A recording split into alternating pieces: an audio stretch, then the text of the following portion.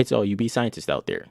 You are listening to B-Scientist, a podcast by the Black Science Coalition and Institute, or B-SCI. First, thanks for listening to our podcast.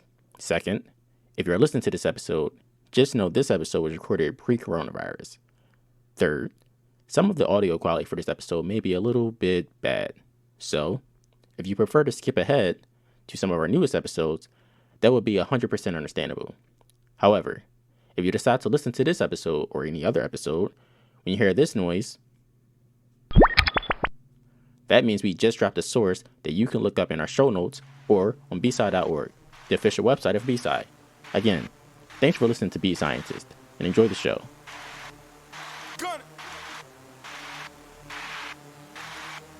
We back in the lab, we making some noise, so go turn your decibels up. Black skin, white coat, oh no, who was nice as us? Made Jimison really told us no limit, so we about to take us up. Went from mixing in the kitchen to the lab, and now I can make this up. Whoa! Be shy, be scientist, be shy, be scientist. We shining a light on the people of color to show them how fly it is. Be shy, be scientist, be shy, be scientist. We back in the lab with white coats on our back, time to show what time it is. Hey. Welcome to the B-Scientist Podcast. I'm your co-host and geoarchaeologist, Jordan Chapman, with the genius chemist herself, Jana Carpenter. How are you, Jana? I'm doing good. Thank you for asking. How are you? Doing okay. It's been a minute. Yeah, it's been a while. Yeah. A lot has happened. A lot has changed in the news and in social media. Yeah, man, it's crazy out here. I mean, we're in an election year now because we're recording in 2020.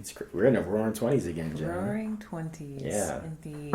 With a big election year upon us and technology all around us, Jana. Yeah, speaking of technology, if you've read the title of today's podcast, right. I'm sure you know by now. But technology is interesting. It has a lot of impact on our society today, and it would be cool to see what we both kind of think about that. Yeah, so today me and Jenna want to talk about how humans use technology, because it can be a good thing, but it can also be a bad thing depending on who uses it. And generally the science behind it isn't inherently destructive. And one of the ways that I think pop culture today sees that is through Netflix's Black Mirror, which currently has about 5 seasons. And it puts a lot of these issues on display. So today we're going to talk about some of those current benefits and issues from our use of technology and how it's been shown on Black Mirror, and what are some of our thoughts on that subject. To get things started, we're going to discuss some of the recent news and stories that have been discussed and even compared to Black Mirror. One that I saw recently was Alexandria Ocasio-Cortez raising questions about facial recognition technology at a House Oversight Committee hearing, which was interesting.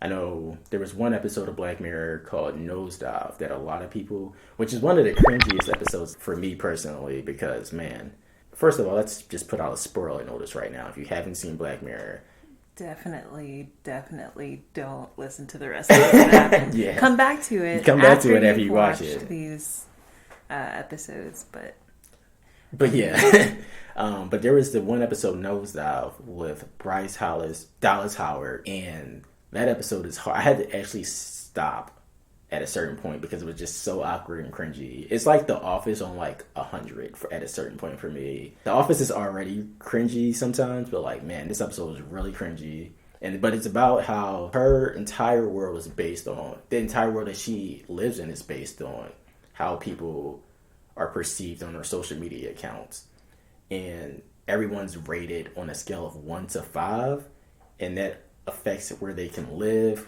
how they travel, and things like that. And one of the weird ways we can see that today is that apparently China has a social credit score system that has been compared to this very same system on Black Mirror, and it was only introduced maybe a year or two ago in China. Wow. And it was about the same time that episode happened. So there are a couple of news articles that we've put in the show descriptions that kind of get in there.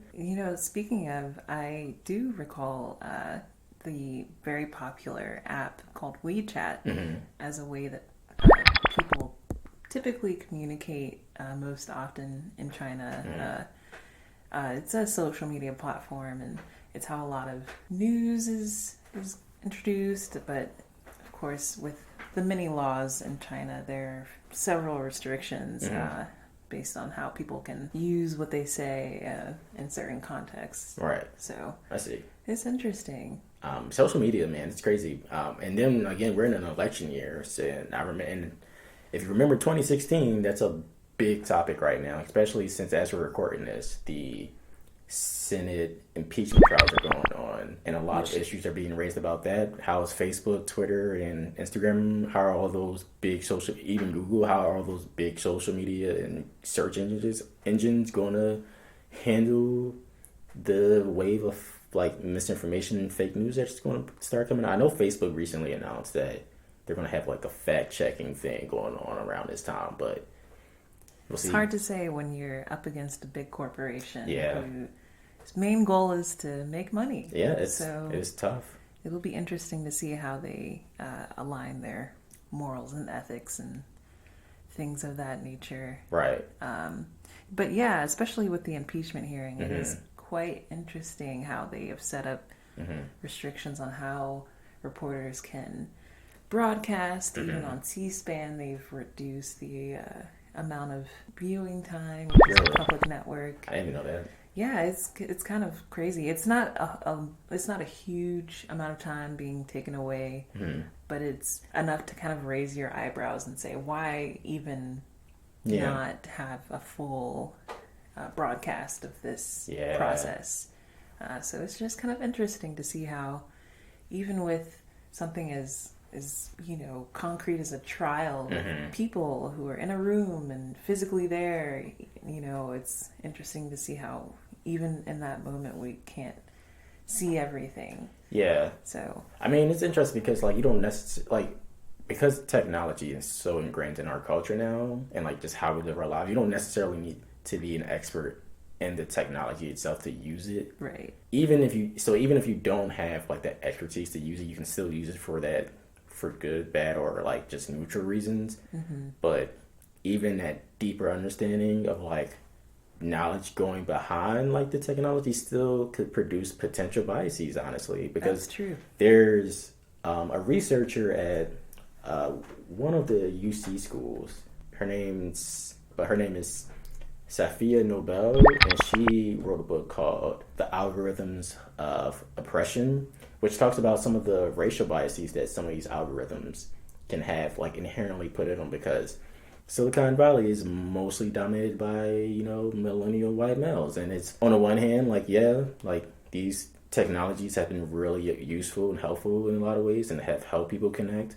But on the other hand, when you're developing apps that are supposed to be doing things like facial recognition, and you have inherent bias, and you're using people in your office to set the baseline data for how this facial recognition technology recognizes faces, and you don't have a diverse set of employees, then suddenly, employees of color, and if you only have a few employees of color and a larger population of people of color who aren't being represented in that baseline data, then suddenly you have a weird, super biased algorithm, and it's no other way to say it besides that. There's also with a lot of filters on Snapchat and Instagram that won't even pick up a face that might have a darker complexion. Yeah.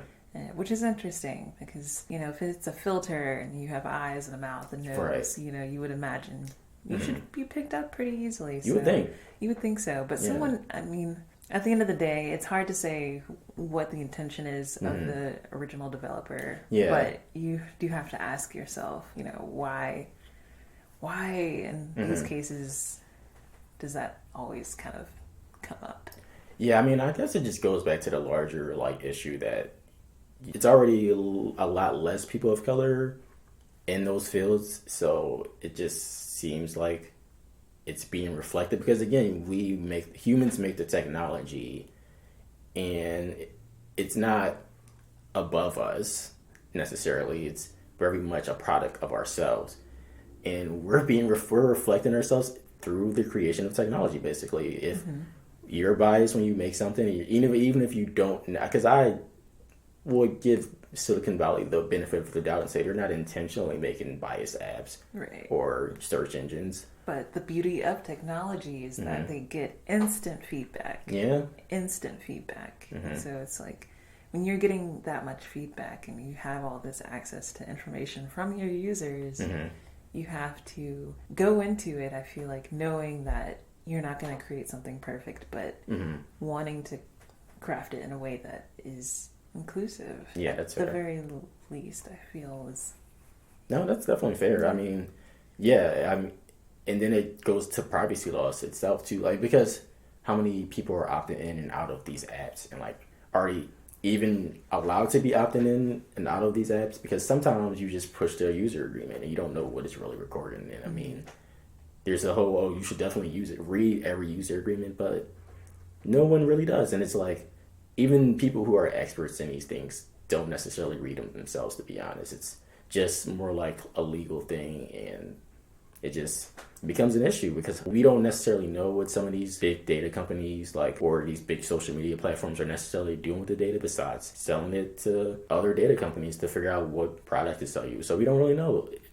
So it does become a black box in a way where you put in a certain amount of information, it spits something back out to you. So it's easy to fall into that system. And then with other biases, it's not a perfect system. So it's a multifaceted problem, and it's... Agreed. Yeah, it's still new, right? We're evolving with it. There's lots to be learned. We live in a time where change is constant. So right. Again, we just hit the 20s, and so much has changed from I remember Y2K, and we're so far beyond that now. Like, if I remember, the computers won't be able to recognize the number 2000, and now it's like the computer can recognize potentially your face or not recognize it. And I mean, even with the self-driving cars, like, it's like how, like, because at least 2 people I know have died in like self-driving car accidents. Oh wow. Yeah, not me personally, but people have died. Not me. I don't know. I was gonna say. No, I don't know anymore. No, but they've been testing self-driving cars, right? Yeah. Down in like. I know they had an Uber incident. Yeah, exactly. I think in California. Something like that, but part of it is like,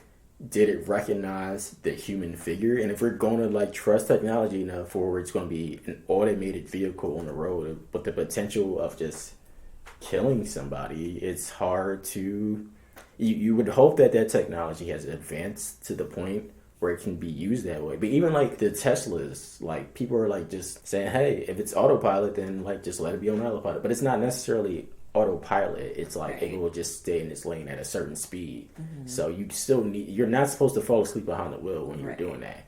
There have been reports that people who have Teslas have been doing exactly that thing. Right. So yeah, that's a really good point. Like, are we using technology to benefit ourselves, or are we just being complacent with what it does for us? That's a great question. It's really hard to answer. It is hard. Don't really have an answer, honestly. Not really. Yeah, that's why I really like that we decided to compare these to Black Mirror episodes, because in a way they're just like the Twilight Zone, where it kind of forces you to, I don't know if you want to call it like a moral dilemma with how, like, social norms, more so with the Twilight Zone. But with Black Mirror, I think it really speaks to current societal norms and future. Yeah, for sure. There's a lot of episodes in Black Mirror that deal with those big futuristic questions about just what happens if technology advances to this point. So I think that's a good point. That's why I think it's so important that we're talking about it today, because in a way we are given this technology, this product of technology, I guess you could say, of Black Mirror, if you want to call it that. Oh, I see. And then we need to, figure out how we want to use this information. Right. Fair points. How do we feel about the downsides to some of the ways Black Mirror depicts technology? Because honestly, I would say and this is just me thinking about, because I've watched every episode of Black Mirror a couple times now. A couple times. Easily. A couple. Or 3. Or 5, maybe. Yeah. I don't know. But, who's counting? I try not to. But there are a lot of... I would say majority of the episodes in Black Mirror present a very distorted view about technology. Or maybe not distorted, but this is the potential bad thing that could happen with this specific technology. Yeah, I think it's hard to say that like they come at it completely unbiased. Yeah, that's fair. I think that would be impossible to There's say. some more bias, right? yeah. So, yeah, that's a good point. Yeah. So one of the biggest fears with Y2K was like that technology would fail, but then there's been a lot of like hysteria about AI technology too. It's like that's always been a thing. Like ever since probably, like, it's always a fear that automation and AI and like these computers will take over our lives to the point where Take over they our jobs. take everything, like Terminator essentially. Yeah. And that Metalhead episode of Black Mirror is a really good example of that, where it's just, and that's in reading some of the background stuff for that episode or behind the scenes. Apparently they were basing it on like real robots that are being built today. It's like, that's really scary. Yeah, that's pretty scary indeed. Yeah, Metalhead really was quite dark. It is dark.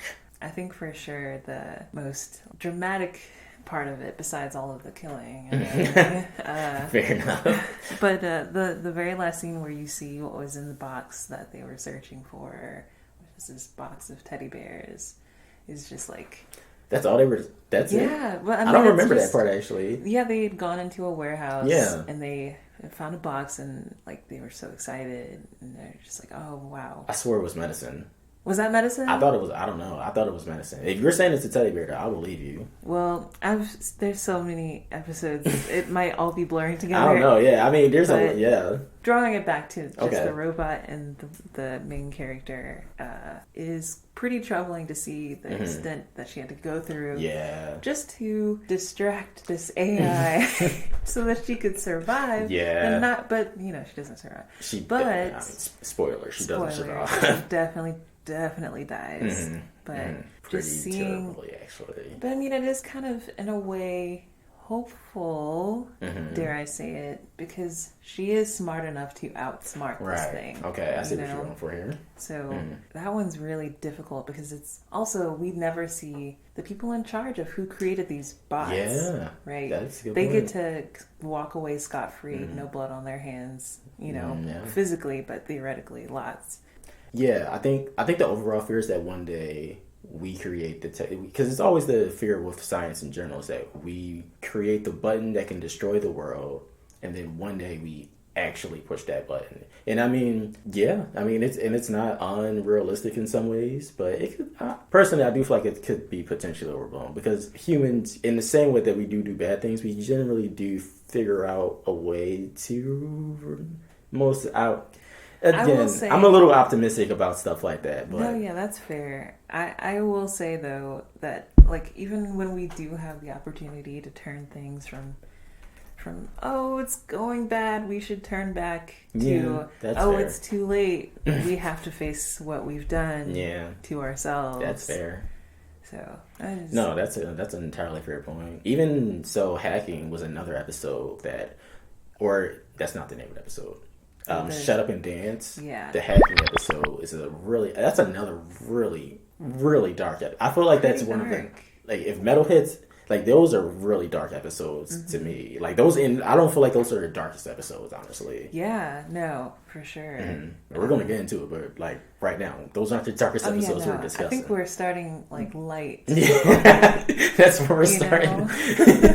Like, it gets so much worse. Right. But yeah, the hacking episode that one's super, super dark, because one, to me, that mirrors ways in which these spam emails and things like that and these robocalls like start coming in. Yeah. Because it is really easy, and I will attest to this, it is really easy for someone to send you something and you just go, oh, well, that looks like something I've seen before from a similar email account. Let me see what's going on. And then for someone to like just basically fuck with you for a second. And it's crazy. It is wild how easy it is for people to create these things. Yeah. Make them look authentic and do what they want with that data. I agree. I think this one, as opposed to Metalhead, which was pretty, I feel like the distinction between who's in control was a lot more distinct. No, that's fair. But for Shut Up and Dance, I feel like the choices that we make reflect how, what we use social media and technology for. In this case, the consequences that were dealt were completely, I mean, if you... Yeah. Honestly, It was hard. It was hard It's to hard. kind of come to terms with some of these realities. Yeah. And didn't even come to terms with it because it's just unacceptable. Yeah, so there's a really problematic scene, or you don't realize how problematic it is until the very end, where you find out that the character you've been following the whole episode is essentially a pedophile. Yeah. And it is so, and that's something really interesting about Black Mirror, is that it does a lot to talk about how do we feel about the people who use these bad things, and do we forgive them, or do we just like say, well, that's what they get because they are bad? And yeah, that's exactly what I'm thinking. Because it's like you start and you see this kid, in trouble. Your immediate thought is, oh no, what's going to happen to this kid? Right. You don't, even though he must have been doing something. He must have been doing good, something bad. Yeah. But you still are like, well, I hope he makes it out, because that's just our natural instinct. That's our natural instinct. We do. I think humans do generally give most things the benefit of the doubt. Yeah. But man, it is hard. It's hard. Yeah, once you watch that kid, you're just like... It's hard to give the benefit of the doubt when you're faced with the facts. That is fair. So, that's science, too. That's science. Yeah. And that's science. Yeah, man, that's a wild ride of an episode right there. Yeah. From start to finish, you're just like, man. It was difficult to watch, for sure. Well, it was mostly just difficult to, like, internally, that internal struggle of, like, oh, I want this kid to be okay.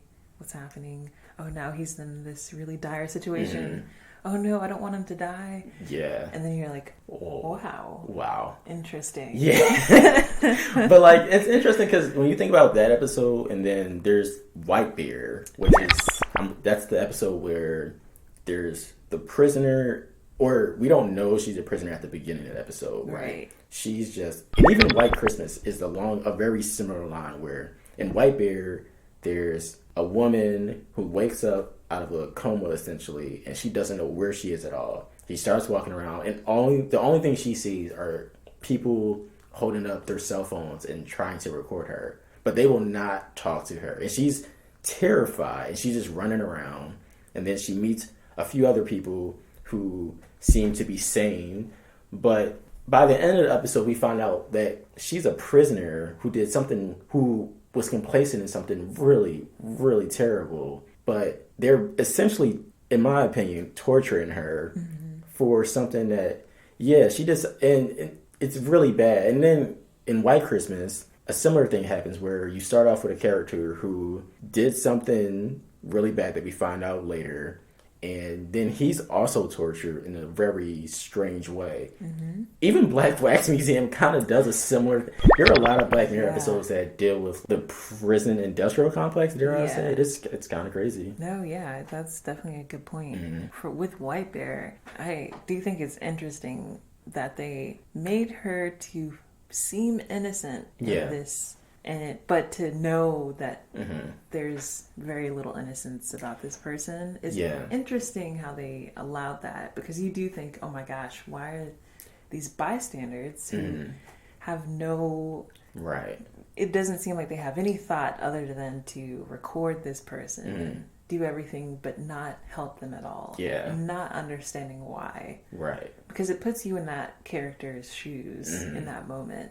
But then when you're faced with what they did, you want no part of that. Yeah, that's true. But I mean, it's also, I want to dig in deeper to these bystanders as being these, essentially just these pawns of their own, like, self-destruction in a way. Just because they're not, they don't serve no other purpose other than to display these criminals. Yeah. And then nothing else. So, in a sense, just using violence as a means of entertainment.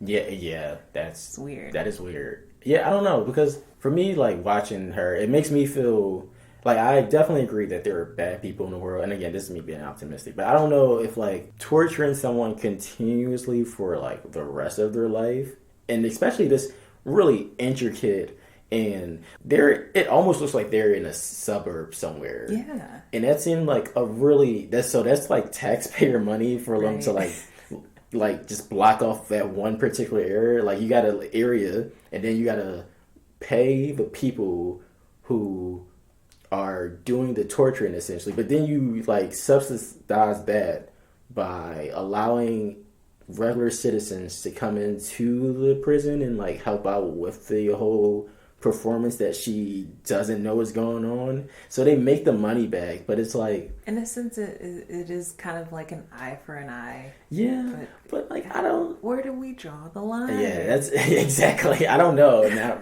I'm not. I don't know. But that episode really makes me think sometimes. Like especially when it comes to like these like crazy things like that, because like in the White Christmas episode, it's similar, not necessarily to the same like really crazy point that happens in White Bear happens, but in White Christmas, the dude, he basically kills someone in a moment of like passion and weakness, but then this little girl gets lost because of it, and we're not sure. I don't think we ever truly find out what happens to the little girl. No, but we watch in a really weird spin that the guy who actually did it is sitting in a cell, but his consciousness that they've extracted from him is being tortured for like something along the lines of 1,000 years. That's really fucking dark. That's pretty dark. Yeah. Because you can't even fathom that amount of time doing the same thing over and over again. It really sounds like insanity. Yeah. And then in a really weird way, I would almost like rather it be the other girl and then him just be in prison for like a couple decades. Because if it's like the girl from White Bear, then I almost understand. It's like, well, at least it's just this. But it's like, I don't know. I don't know. I don't know where you draw these lines. Well, see, because to me, in a way, you're stealing someone's humanity. Yeah. Which it's hard to say if they even had any to begin with the crimes that they've committed. But you know, we all start off human. Yeah. I would say, all start off hopefully. Human. I think so. Besides animals and stuff. Fair enough, I guess. And AI technology, and whatever. AI technology. But, you know, like, I just can't see being okay with the idea of saying, well, this person was terrible, so now I will take their humanity. Yeah, that's it. That's what it feels like that's happening in a lot of especially with White Christmas. Yeah, I feel like, for you sure. know, just like imagining not being able to see anyone ever again.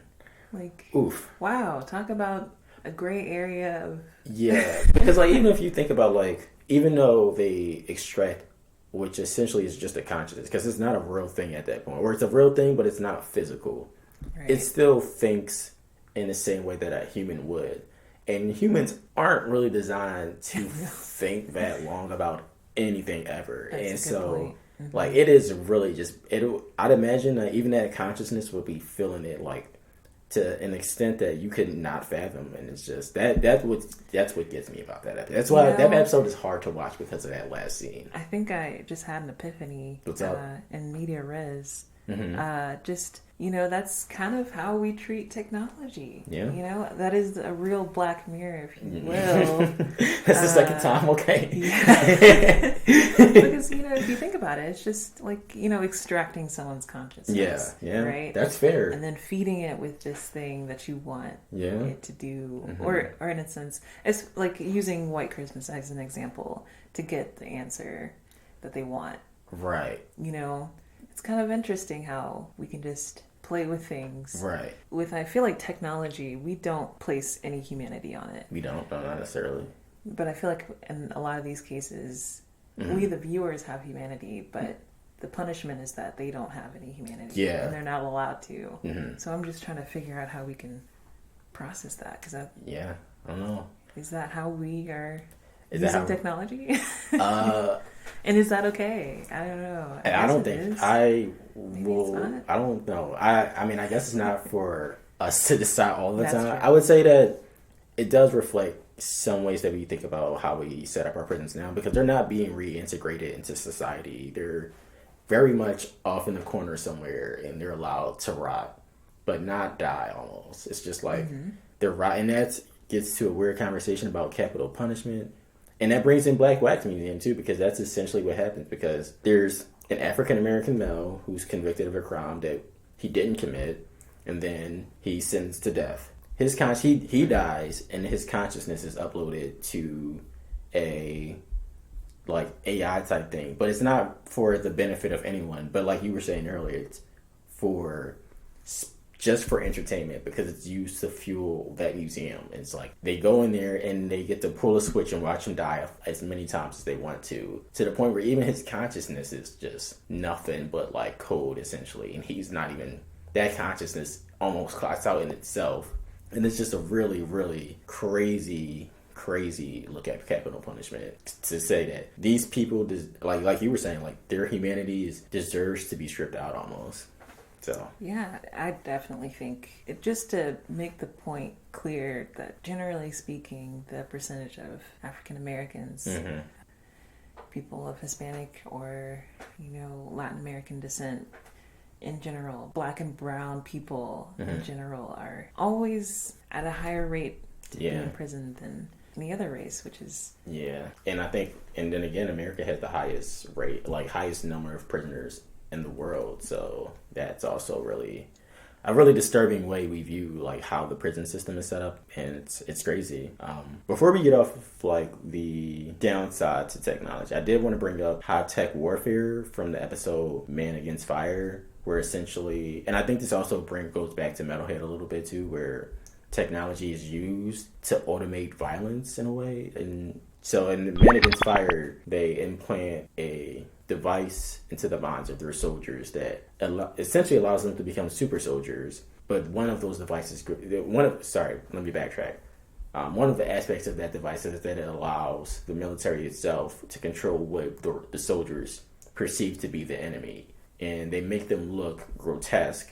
And then we find out later that they are actually just people, and that the military is doing this so that the soldiers themselves don't find any humanity again in those enemies. And I think that goes back to what you were just saying, in that a lot of the episodes of Black Mirror strip certain people away of their humanity, and to make the point maybe that we do just view technology as a way to do certain things, to just strip it of like how we should maybe perceive people. I don't know. Maybe I'm rambling. No, that's definitely a good point. I mean, using technology to change someone's perception is so dangerous. Yeah. And, I think especially with the way that we currently are using technology, which is, I would say, somewhat irresponsible. I would agree. For the most part, especially since we just become so complacent with what it spits out back to us, and we don't really follow up on a lot of things. In that way, definitely seeing technology as a way of like, I don't want to say cleansing, because that just feels very intense and strong. Okay. All right. But just modifying our perception. That's all I can come back to. Right. So let's use that to segue into what the potential benefits could be, because yes, there are like some in that. So there are some episodes of Black Mirror that are more lighthearted and like allow for technology to find a positive experience in our lives, or at least in the lives of the characters that are in Black Mirror. The ones that I tend to think of are San Junipero, Hang the DJ, and Striking Vipers, which is one of the newer episodes with Anthony Mackie. So good. Yeah. Oh, so good. San Junipero, I think, provides maybe the best example about how there could be benefits to technology, because one, we see a lesbian couple find each other almost in a way that they wouldn't have before because of the technology that allows them to connect. But we find out that one of the women in that couple is terminally ill, and we found out that she's essentially a vegetable and has been for a long time, right? Yeah. Is that okay. And it's just like, if not for the way technology worked in that episode, then she would not have met that person, because the technology allows her to live in the fantasy world, which is a good thing in this case, because it's like she gets to experience life in a way she could not have because of her essentially vegetative state. So yeah, and it gives her a voice. Yeah, exactly. Where otherwise she wouldn't. And it is really hopeful, just because it kind of lets us know that not everything has to be dire. Yeah. And forever. Right. Forever in the sense that, like, once you die, that's where we cut it off. You get no more exploring yourself, your understanding of of everything. Right. I don't know. No, that's fair. Yeah, it was a really great episode actually. Yeah. And Hang the DJ for sure was interesting because it much different from San Junipero, which had its moments of like conflict with just deciding to, upload your consciousness again. We're using this extracting your consciousness to. In this way, I see them kind of fighting against the technology. They do, yeah. That makes a lot of sense. So seeing that kind of like is hopeful for sure, just because it's saying that like, or at least in my viewpoint, it's saying that technology is not something that we require. Okay, I like that point. Yeah. That's fair. But it did, help them at the very least find each other. Yeah. So I think bar none that even with all of the things technology does do wrong, that connection is the one thread that I would say the most beneficial, because it has allowed like people who could never talk to each other otherwise to connect. Like even if the internet can be a really dark and just crazy place, at least some people do find that connection, and maybe that's worth it sometimes. I don't think that's probably your point too. Yeah, for sure. Striking Vipers, I also think provides another interesting look into that, because you have another gay couple Loving the representation. Yeah. And then you got Anthony Mackie, and I forget his name right now, but he plays in Aquaman, and he is also in Watchmen on HBO. I'm not going to spoil anything about Watchmen, because if you haven't seen it, I do recommend it, but he's in that, and Yahya Abdul-Mateen. there it is.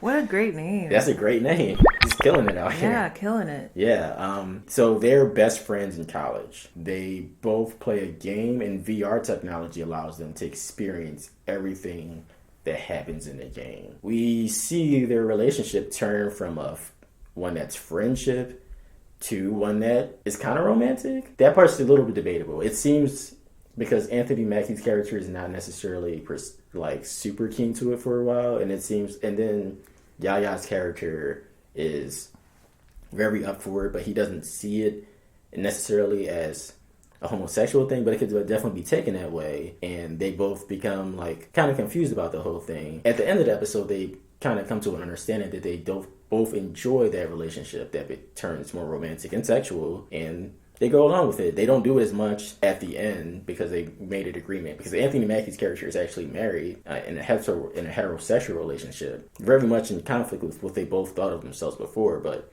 the technology allowed them to explore it and explore something. I don't think that's something, even that pairing and that grouping of people, I don't think that would have happened without technology. And it's not a bad thing. We see everyone is way happier after like that, or at least they seem to be happier after that whole interaction happens. I agree. Yeah, that's just like in video games. That's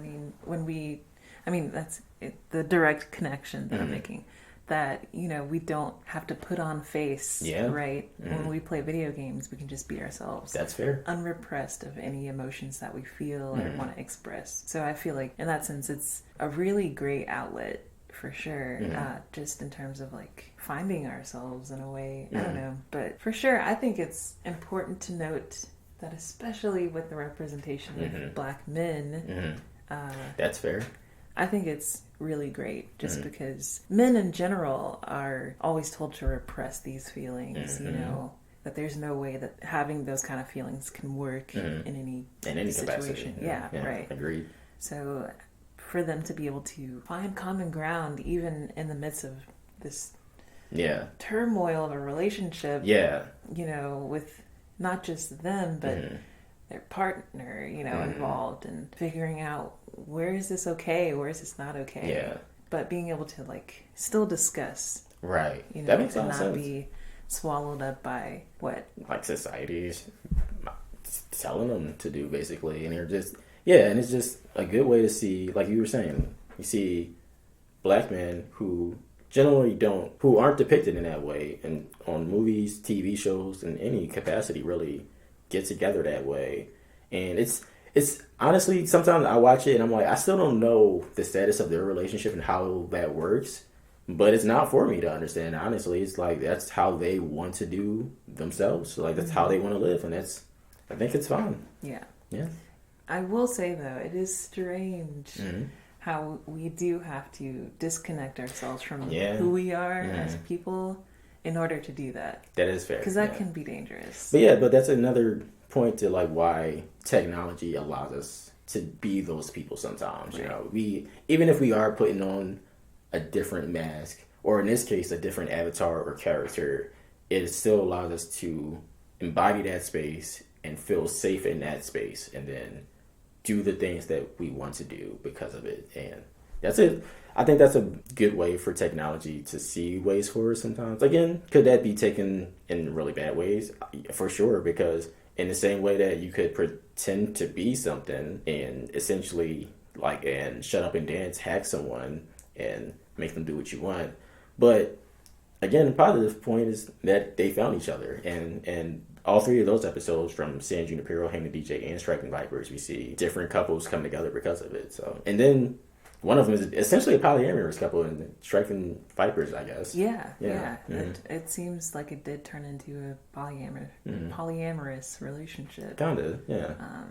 Which is also kind of refreshing, because it's not like, well, that gets into a whole other episode, but cool. No, yeah, I like the idea of being able to use technology in this way. Yeah, I don't know of any other moments. I think I forget the name of the episode right now, but it's the one where the dude has the thing in his eyes and he can like record and play things back.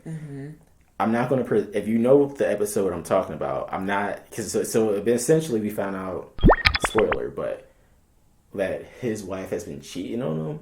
So I'm not going to spin that to say that the technology is good for that reason. I will present it to say that it's good because it essentially expanded his memory base and everyone's memory base, because that can be really challenging for, especially as, let's say you have dementia or something, or Alzheimer's, and you're like, I cannot remember that thing that was really important 2 days ago. You could just rewind it back, and that would be a benefit.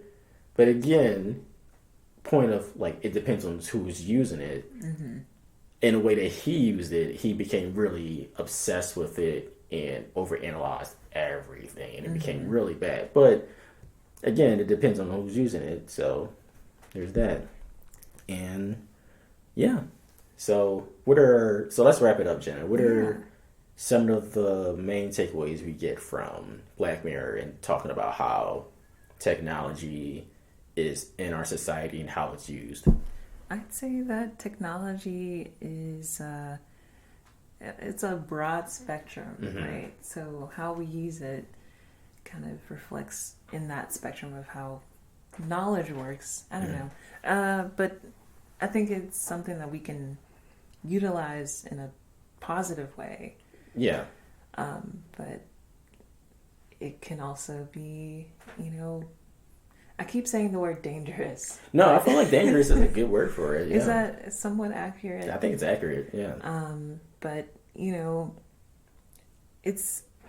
it's difficult because you just kind of have to think of it in a moral and ethical standpoint, because we, ourselves are using AI, with the new, a citizen, Sophia, the AI bot. Oh, yeah. Who is talking and formulates thoughts and things like that.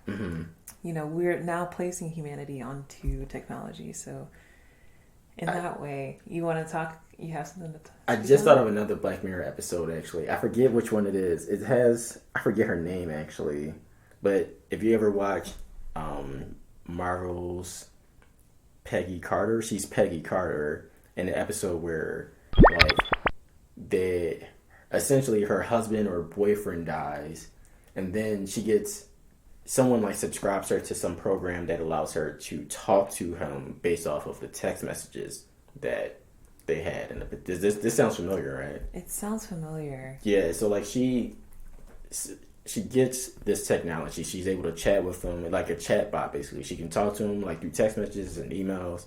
But then, as the episode goes on, it gets progressively more, like, he gets progressively more human, because the technology advances. Just like, oh, do you want to try out this actual physical person who can, like, mirror essentially everything that your person did. He looks like him. He's supposed to move like him. But she feels like there's just something missing. And maybe it's the humanity. And I mean, I'm sure it is because he's not necessarily human. But it's another gray area where it provides a way for somebody to grieve.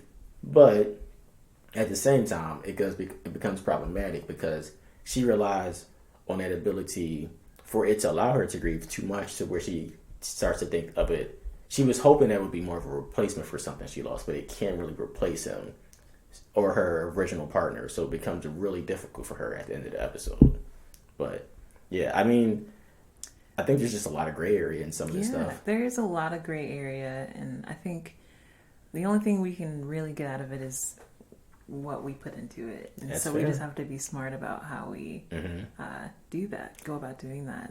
And it takes, diverse representation, not just, a bunch of white dudes in Silicon Valley, right? Yeah. So, and not to say that Silicon Valley is going to do,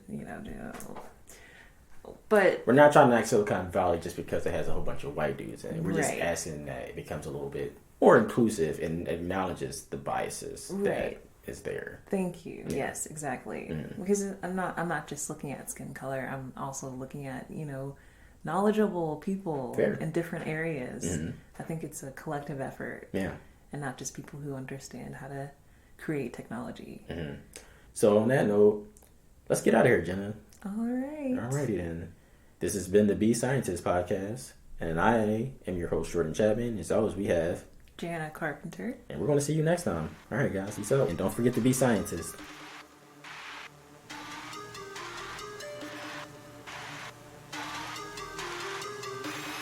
B-Scientist is a podcast by the Black Science Coalition Institute, or B-SCI. Host and producers are Jana Carpenter and Jordan Chapman. Special thanks to Michael Mycaster Marshall and the Plaza Abbey Studios. Intro and outro beat produced by Delarillo, and lyrics are by Ed Gunna. If you would like to donate to B-SCI, visit us on bsci.org or donate to our PayPal at paypal.me/the B-SCI. Thanks for listening to B-Scientist.